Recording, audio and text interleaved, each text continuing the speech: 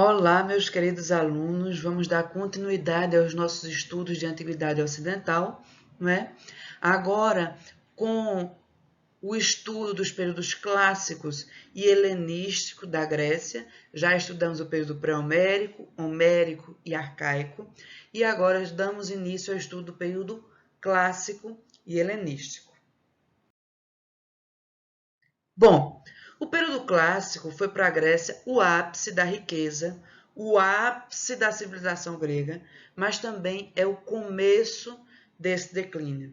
Então, nós vamos ver no período clássico o período de maior riqueza, opulência, de grandes construções na Grécia, mas é também quando a política interna da Grécia começa a se desestabilizar e gera o seu declínio, ok?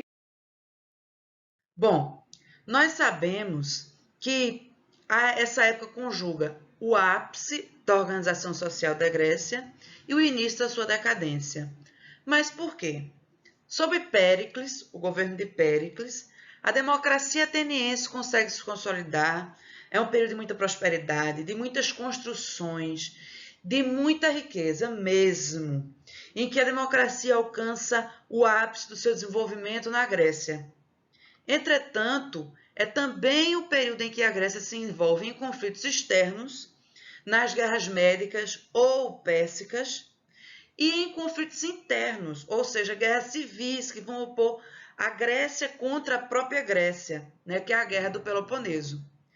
E essas guerras acabam por enfraquecer a sua organização política e social, abrindo espaço para ataques externos, né, que vai ser justamente o que vai marcar o período helenístico, o período em que a Grécia é conquistada e dominada pela Macedônia, pelo Império Macedônico, ok? Bom, então, o que consistiu as guerras médicas ou guerras pérsicas?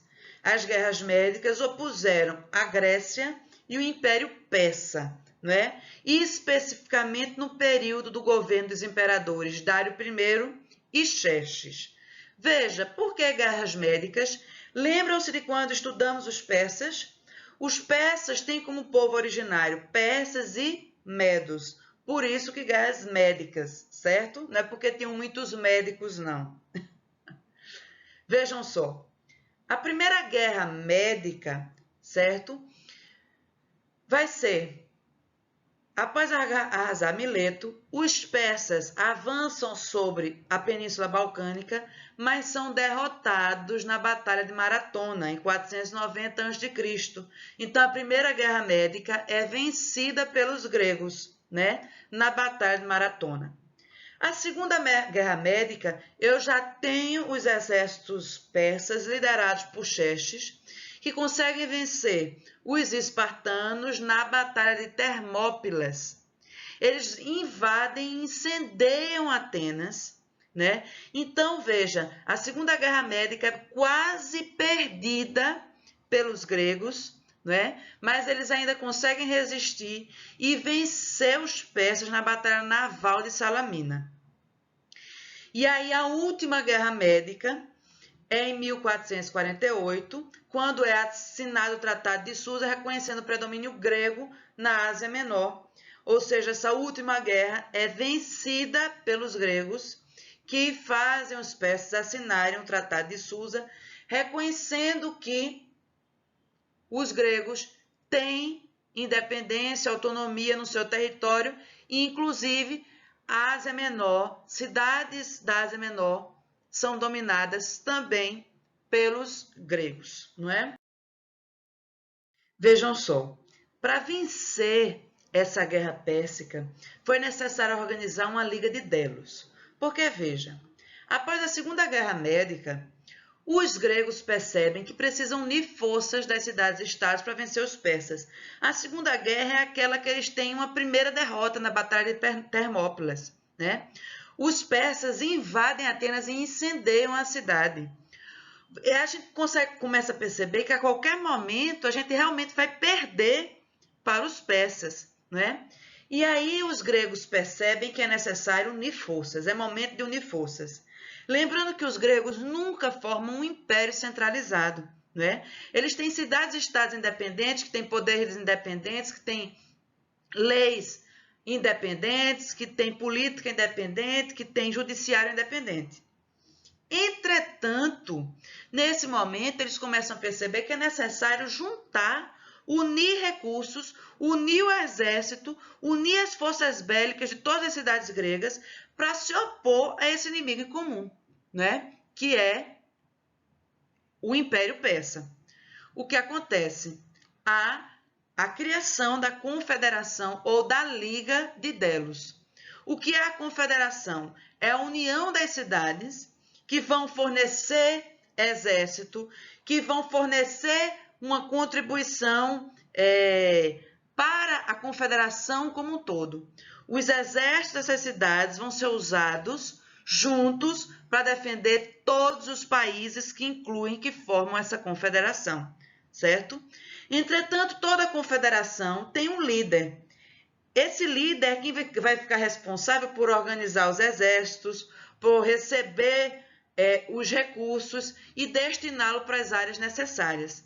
E o líder da Confederação de Delos é justamente a cidade de Atenas.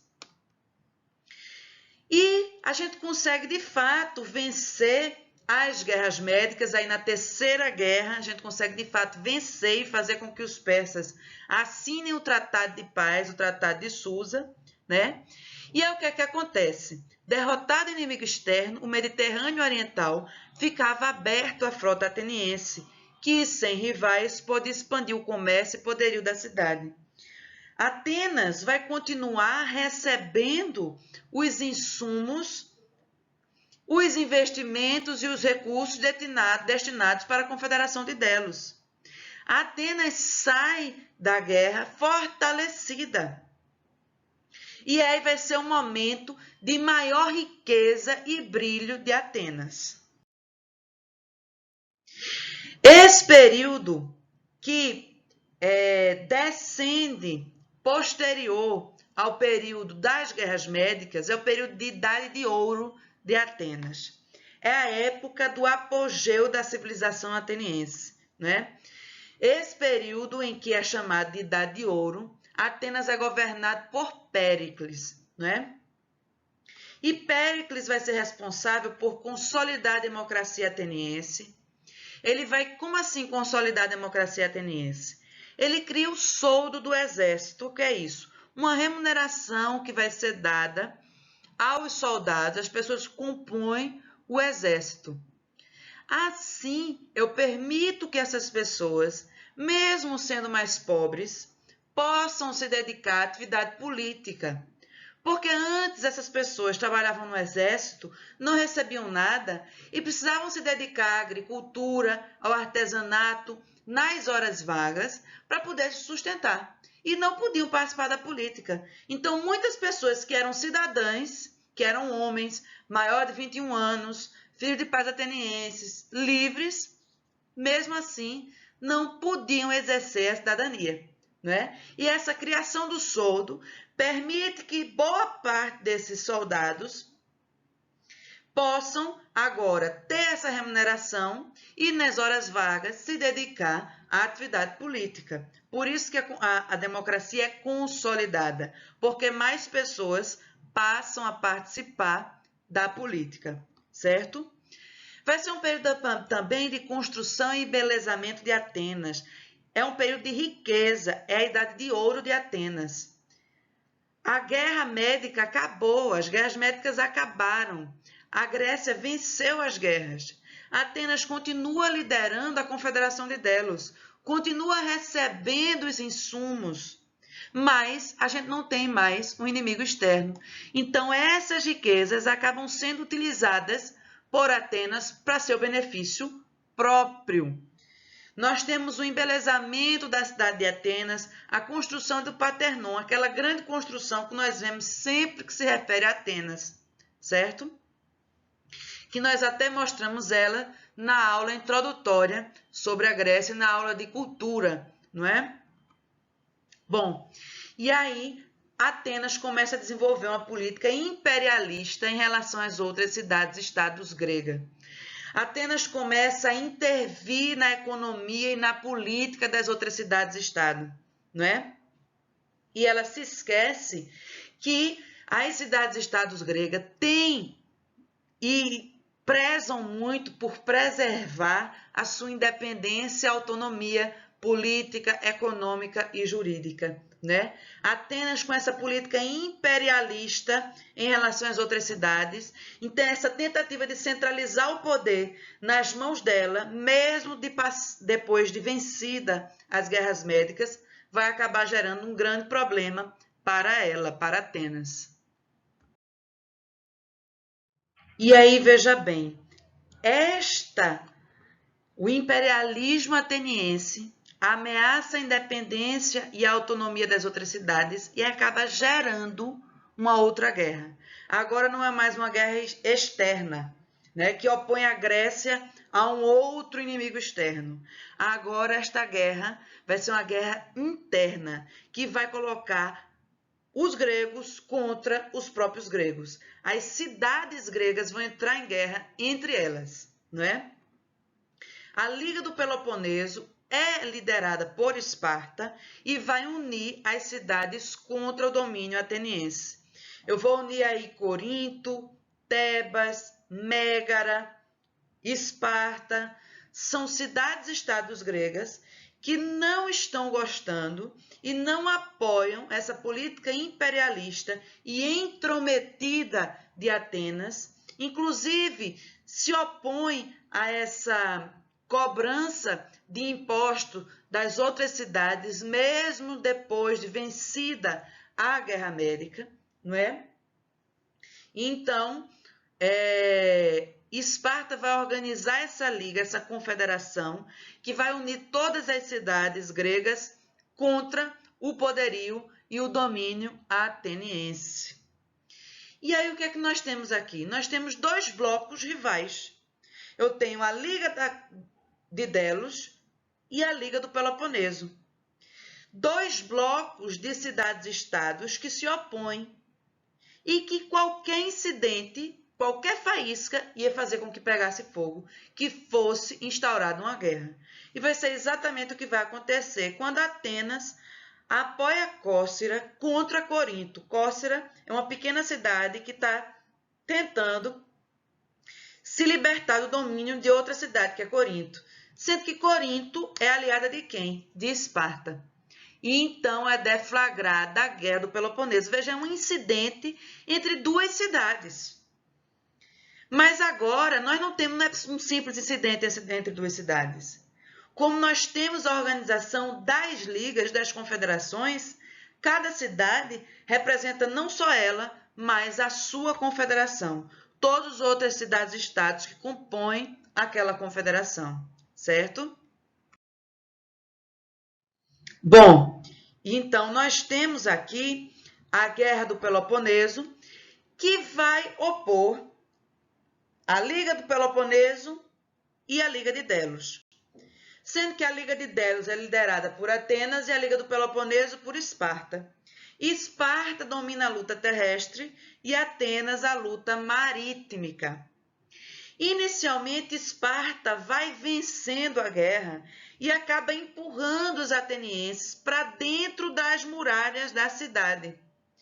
E os atenienses vão ficar aglomerados ali, presos nas muralhas, dando espaço para que seja disseminada uma epidemia de peste. Uma epidemia de peste que vai conseguir vitimar, inclusive, Péricles.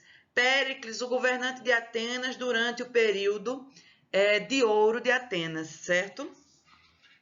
Bom, e aí, diante dessa epidemia que vai desestruturar totalmente a cidade de Atenas, Atenas vai ser obrigada a aceitar a paz de Nícias, não é?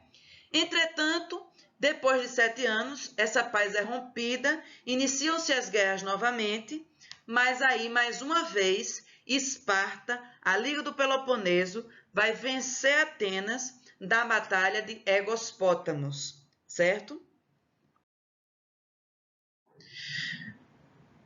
Mas o que acontece, e é muito importante que se perceba, que agora nós entramos em um momento de crise. O domínio espartano não dura muito tempo, pois uma outra cidade, Tebas, acaba se opondo a esse domínio e guerreando contra Esparta. Veja, Atenas estava no domínio da civilização grega. E aí, Esparta se opõe a isso, a esse domínio. Organiza uma guerra, consegue depor Atenas. E aí, quando Esparta alcança o poder, não demora muito para uma outra cidade querer tomar esse poder, Tebas. Tebas alcança o poder, mas não se mantém também por muito tempo. Veja, as cidades gregas não estão se entendendo entre elas. Essas guerras seguidas enfraquecem a Grécia, não é?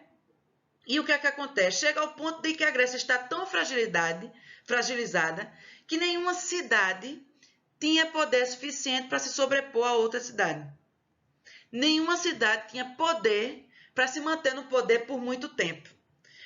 Esparta tenta e não consegue. Tebas tenta e não consegue. Atenas tenta e não consegue. Então, nós estamos vendo que essas guerras seguidas nos enfraqueceram. É dentro do meu território. São os gregos que estão morrendo. São os gregos mesmos que estão lutando. É o meu território que está sendo destruído por seguidas guerras. E aí, todo esse enfraquecimento vai começando a acontecer na Grécia, enquanto a Macedônia, que é um reino vizinho ao grego, cresce, sem que os gregos se deem conta disso. E aí, vejam bem, a Macedônia é um reino que ficava no nordeste da Grécia. Percebam bem a região da Macedônia. Olha a Grécia aqui embaixo, certo? Lembrem-se da Grécia aqui, Grécia continental, Grécia peninsular e Grécia insular aqui, né? Bom, em cima da Grécia ao norte, nós temos o reino da Macedônia.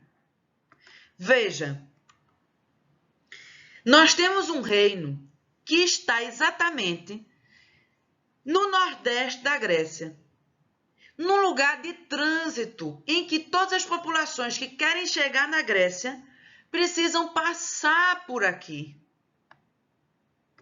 Então, esse reino, ele vai aprender desde muito cedo a lidar com inimigos o tempo todo. O tempo todo eu estou tendo que lidar com povos invadindo o meu território, com o objetivo de chegar e de dominar a Grécia. Né? Lembrando que a Grécia vai ser um território muito cobiçado por muito tempo. Então, essa civilização, esse reino macedônico, acaba se fortalecendo militarmente durante muito tempo, né? E ele se fortalece militarmente ao ponto de conseguir dominar outras cidades e veja que o reino começa a se expandir, não é? Então, o que acontece? Um reino macedônico, Filipe II, ele vai conseguir o apoio popular necessário para consolidar o exército e invadir a Grécia. Ele sabia que a Grécia era bem forte, bem desenvolvida, e que para ele invadir a Grécia ele precisava ter um exército muito forte. E o que é que ele faz? Ele tem uma estratégia genial. Ele distribui terras entre os pequenos camponeses para conseguir aliados para o exército. E aí esses camponeses se tornam seus aliados, vão compor o exército, eles vão ter um exército grande e forte o suficiente para conseguir combater o exército grego. E é justamente isso que vai acontecer. A Grécia vai acabar sendo tomada pelos macedônicos na Batalha de Queroneia, liderada por Filipe II, não é? E aí, veja, com a morte de Filipe II, sucede Alexandre Magno, responsável pela expansão do Império Macedônico. Veja, aqui nós temos a Grécia dominada mas preserva a sua autonomia. É importante ver que a Macedônia vai formar um grande império, justamente porque ela não vai empreender uma conquista visceral e violenta sobre os povos dominados. Ela dá aos povos dominados uma certa autonomia, uma certa liberdade, permite que eles preservem alguns traços culturais e acaba evitando conflitos bélicos mais intensos, né? Quando a gente tem impérios que dominam muito pela força e não tem nenhum carisma, não tem nenhuma diplomacia, esse domínio é muito mais difícil, muito mais custoso.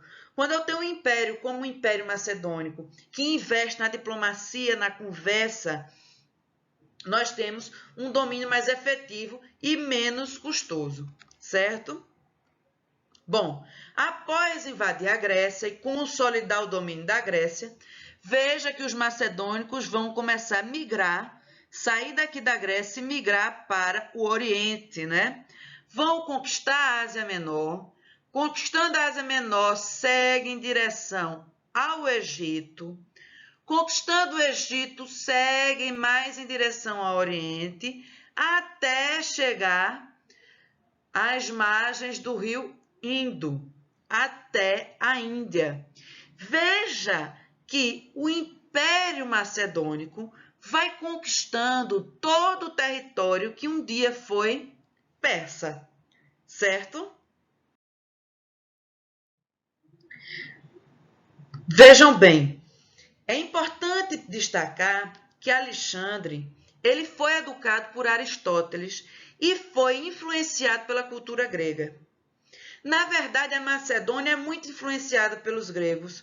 Os povos originários da Macedônia são os mesmos povos originários dos gregos, são povos indo-europeus.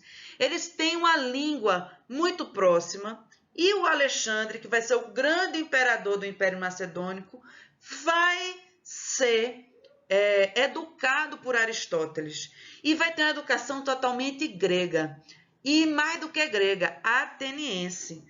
Atenas, que é uma sociedade comercial, Atenas, que é uma sociedade filosófica, onde nasce a filosofia, Atenas, que é uma sociedade que sabe lidar com outros povos, que sabe absorver a cultura de outros povos, sabe influenciar, enfim.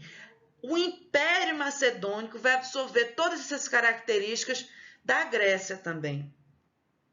E aí, veja, na expansão, Alexandre funda cidades com o seu nome, Alexandria.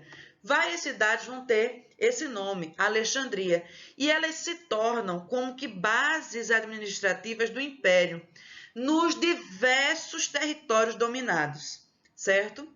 E sendo a mais famosa dessas cidades, a que é fundada no Egito, não é? A Alexandria do Egito é a mais famosa, onde Alexandre vai montar a maior biblioteca da antiguidade, não é? Ele se inspira na biblioteca de Nínive, construída pelos assírios, e vai construir a biblioteca de Alexandria no Egito. Ele vai morrer aos 33 anos e nenhum sucessor seu vai conseguir manter um império unificado. O império vai se fragmentar em 4, sob o comando de 4 líderes políticos: Ptolomeu, Seleuco, Cassandro e Lisímaco. O Império Macedônico entra em crise após a morte de Alexandre o Grande. Bom, e aí, no século II a.C., eles vão cair sob o domínio de Roma, vão ser dominados pelo Império Romano, certo? Então, essa desestruturação, descentralização do poder, provocada pela morte de Alexandre, vai abrir espaço para que o território macedônico seja conquistado pelos romanos. Bom, nós percebemos que o domínio macedônico na Grécia vai produzir uma nova cultura chamada de cultura helenística. Essa cultura, ela tem base grega, absorve muito das características da cultura grega, mas ela é diferente da cultura grega. Porque a sua característica básica é a função da cultura grega com a cultura oriental. Veja que a expansão do Império Macedônico é todo para o Oriente. Totalmente uma expansão oriental, né? Chegando até a Índia. E veja, o Império Macedônico foi muito importante do ponto de vista cultural, porque para a própria Grécia, porque a Grécia nunca formou um império unificado e nunca teve uma abrangência territorial tão grande. O Império Macedônico vai ser responsável por difundir a cultura grega para regiões que não haviam sido nem imaginadas pelos gregos, né?